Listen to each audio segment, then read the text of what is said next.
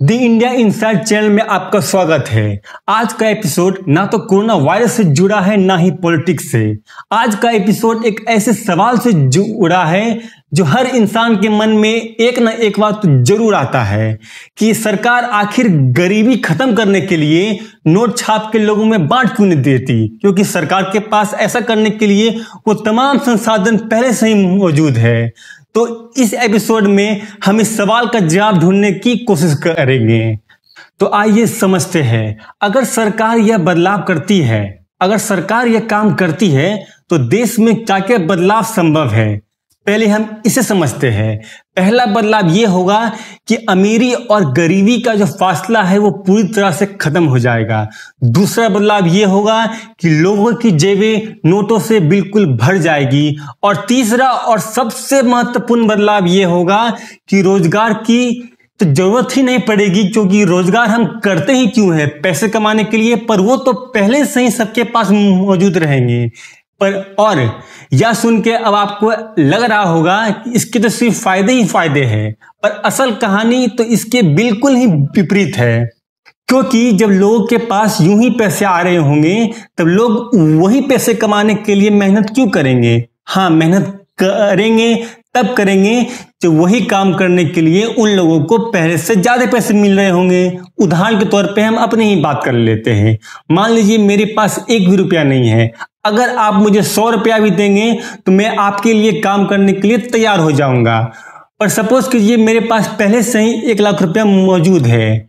अब आपको मुझे वही काम करने के लिए शायद 1000 रुपये देने पड़े या उससे भी ज्यादा देने पड़े। इसका यह नतीजा निकलेगा कि लेबर कॉस्ट बढ़ जाएगा। लेबर कॉस्ट बढ़ने से सामान और काम दोनों महंगे हो जाएंगे। इसी को हम लोग बोलते हैं इन्फ्लेशन। अब हम कुछ चार्ट के माध्यम से समझेंगे कि आखिर इन्फ्लेशन होता क्या है और किन किन कारणों से इन्फ्लेशन बढ़ता है।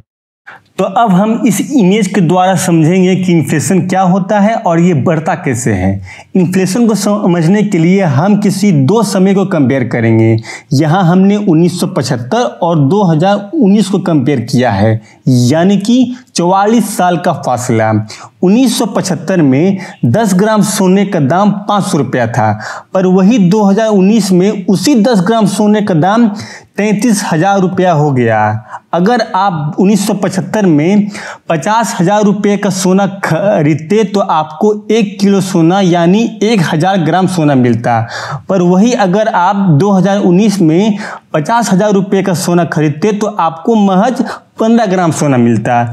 इसका यह मतलब निकलता है कि 1975 में 50,000 रुपये में आपको इतने सोने मिलते, पर 2019 में 50,000 रुपये में आपको महज इतने सोने मिलते। इसी को हम लोग बोलते हैं इन्फ्लेशन। अगर ये बढ़ जाता है तो इंसानों की परचेसिंग पावर कम हो जाती है। एक और उदाहरण के तौर पे समझते हैं हम। 1975 में 1 लीटर दूध की कीमत थी 2 रुपया, पर वही आज दूध की कीमत है लगभग 50 रुपया। 1975 में पेट्रोल की कीमत थी 1.5 रुपया, पर वही 1 लीटर पेट्रोल की कीमत आज 80 रुपया तक पहुंच गई है। इसी को बोलते हैं हम लोग इन्फ्लेशन। अब हम समझेंगे कि अनावश्यक पैसा छापने से कैसे इन्फ्लेशन बढ़ता है। हम इसे इस चार्ट के द्वारा समझ सकते हैं। यहाँ हमारे पास पहला चीज है नंबर ऑफ गुड्स, यानी सामान की संख्या। सेकेंड है मनी सप्लाई, मतलब उस कंट्री में कितना पैसा है। और लास्ट है एवरेज प्राइस ऑफ गुड्स, यानी एक सामान की औसतन दाम।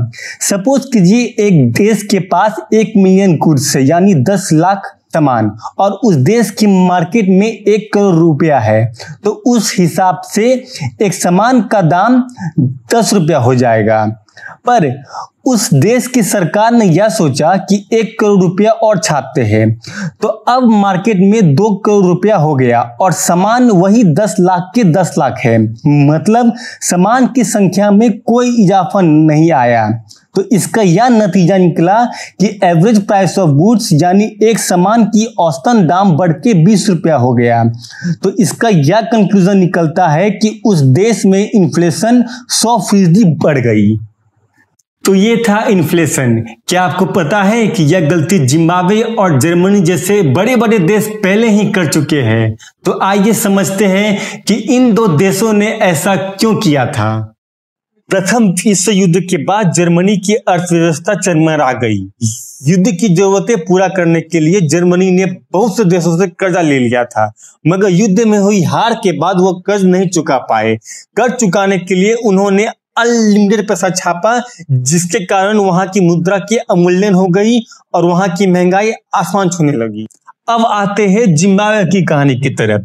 जिम्बाब्वे ने भी जर्मनी जैसी गलती की और बहुत सारी करेंसी छाप दी। वहां मुद्रा का अवमूल्यन हजारों गुना बढ़ गया और अब लोगों को ब्रेड और अंडे जैसे बेसिक चीजें खरीदने के लिए भी बैग भर भर के पैसे देने पड़े। करेंसी ज्यादा छापने से वहां की करेंसी के अवमूल्यन इतना हो गया कि एक यूएस डॉलर की कीमत 2.5 करोड़ जिम्बाब्वे डॉलर के बराबर हो गई। इतिहास में इस घटना को जिम्बाब्वे की अति मुद्रास्फीति के नाम से जाना जाता है। अब तक तो आप समझ ही चुके होंगे कि आप जितना नोट छापेंगे आपको उतनी ही महंगाई का सामना करना पड़ सकता है। इतना ही नहीं, उस देश की ऊंचाई को छूने वाली स्टॉक मार्केट भी जमीन पे आ जाएगी। तो इतना तो आप समझ गए होंगे कि करेंसी नोट जो हम यूज करते हैं उसकी कोई कीमत नहीं होती, उनकी सिर्फ एक्सचेंज वैल्यू होती है कि कितने सामान के बदले हम उस नोट को देते हैं। इसीलिए इसे हम लीगल टेंडर भी कहते हैं। किसी देश को कितना नोट छापना है वो वहां की सेंट्रल बैंक, जीडीपी और उस देश की आर्थिक स्थिति तय करती है। तो आइए समझते हैं कि इस एपिसोड में इतना ही। अगर आपको यह एपिसोड अच्छा लगा तो इसे लाइक करें, शेयर करें और मेरे चैनल को सब्सक्राइब करें, ताकि मैं आपके लिए ऐसे ही एपिसोड लाता रहूं। तब तक के लिए जय हिंद।